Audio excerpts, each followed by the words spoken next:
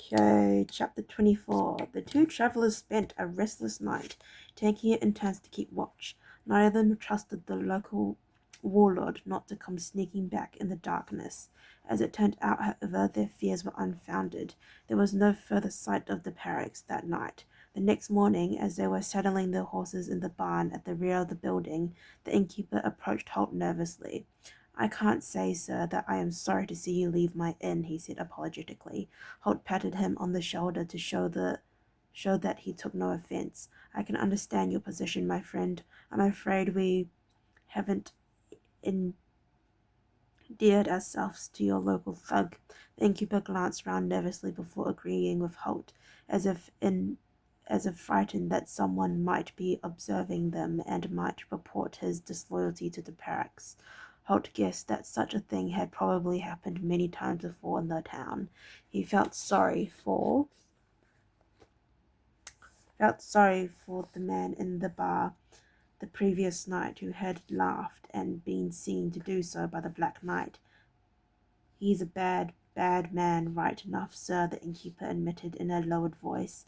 "But what can the likes of us do about him? He has a small army at his back, and we're just tradespeople, not warriors." "I wish we could help you," Holt told him, "but we do have to be on our way." He hesitated just a second, then asked innocently, "Does the ferry at Les Sorges operate every day?"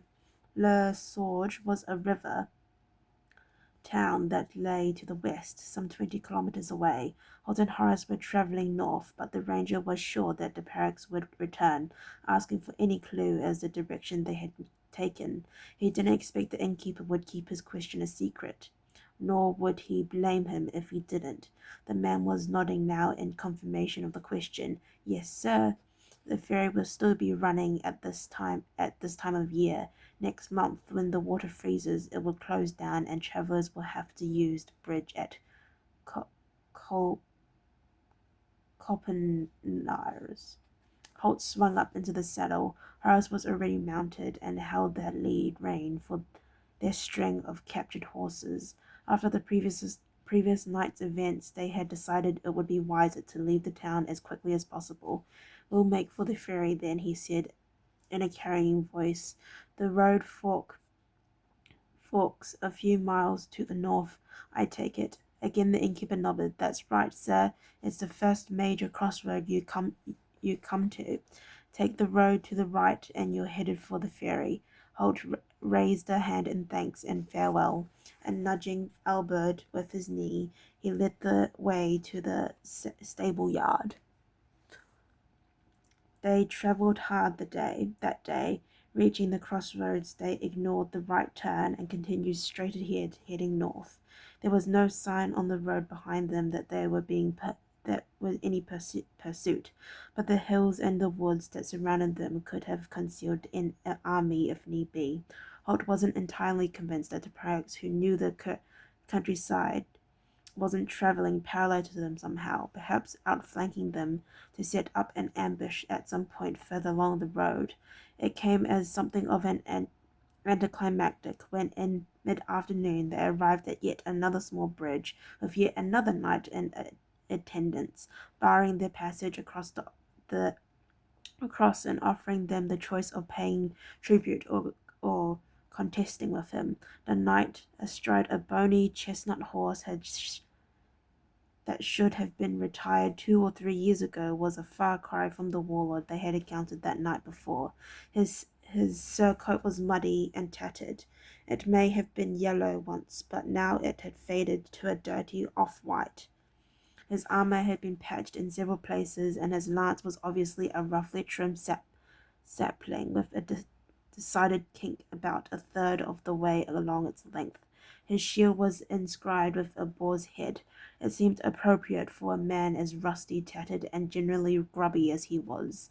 They came to a halt, surveying the scene. Holt sighed wearily. "I'm getting so very tired of this," he muttered to Horace, and began unslinging his longbow from where he bore it across his shoulders. "Just a moment, Holt," said Horace, his shrugging his round buckle from its position on his back and onto his left arm. "Why don't we let him see the oak leaf insignia and see if that changes his mind about things. Holt scowled at the uh, tattered Malian figure in the road ahead of them, hesitating as his hand reached for an arrow. Well, all right, he said reluctantly, but we'll give him one chance only. Then I'm putting an arrow through him. I'm heartily sick of these people. He slouched back in his saddle as Horace rode to meet the scruffy knight. So far there had been no sound from the figure in the middle of the road, and that, thought Holt, was unusual. As a general rule, the road warriors couldn't wait to issue a challenge, usually preparing their speech with generous helpings of ho velter, and have at thee then, Sir Knight, and other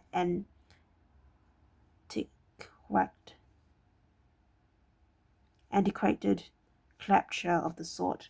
And even as the thought occurred to him, warning bells went off in his mind, and he called to the young apprentice, who was now some 20 meters away, tottering kicker to meet his challenge. Horace, come back, it's a... But before he could say the last word, an amorphous shape dropped from the branches of an oak tree that overhung the road, daring, dare, draping itself around the head and shoulders of the boy. For a moment Horace struggled useless in the folds of the net that enveloped him. Then an unseen hand tugged on a rope, and the net tightened around him, and he was jerked out of the saddle to crash heavily onto the road. Startled, Kicker reared away from his fallen rider, trotted a few paces, then sensing he was in no danger himself, stopped and watched, eyes pricked warily. Trap, finished Holt quietly, cursing his lack of awareness. Distracted by the ridiculous appearance of the shabby knight, he had allowed his senses to relax, leading them into the current predicament.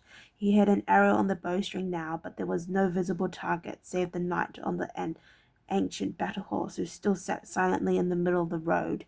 He was part of the entire elaborate setup, without a doubt. He had shown no sign of surprise when the net had fallen onto Horace.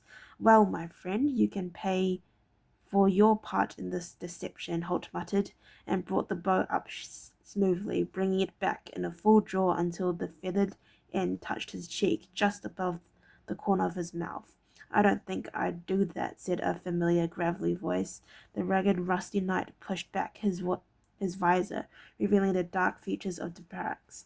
Holt swore to himself. He hesitated, the arrow still at full draw, and heard a series of small noises from the underbush on either side of the road. Slowly he realized that the tension on the string released the tension on the string, because he was aware that at least a dozen shapes had risen from the bushes, all of them holding deadly little crossbows, all of them pointing towards him.